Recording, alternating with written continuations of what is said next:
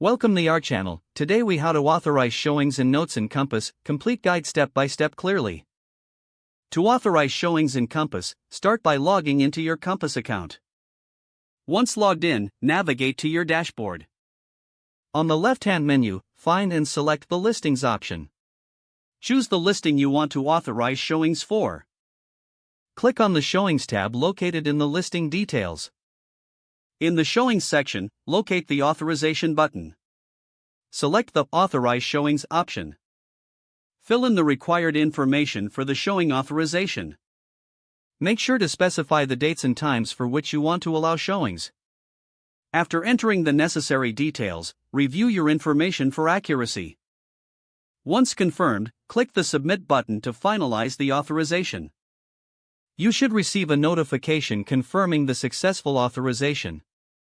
Next, to add notes to your listing, return to your listing details page. Find the Notes tab on the left side of the screen. Click on the Add Note button. Type your note in the provided text box. Make sure the note is concise and relevant to the listing. When you're satisfied with your note, click the Save button. Your note will now be attached to the listing for future reference. To view or edit existing notes, simply return to the Notes section. Here, you can select a note to modify or delete if needed. Remember to check for updates on your showings and notes regularly.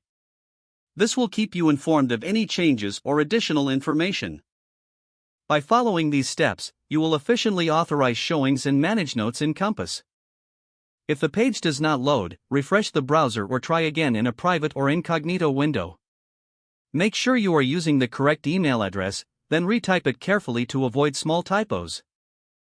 If your password is not accepted, use the Reset option and create a new strong password you can remember.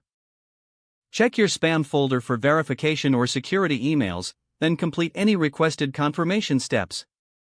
Don't forget to like this video and subscribe to our channel for more step-by-step tech guides.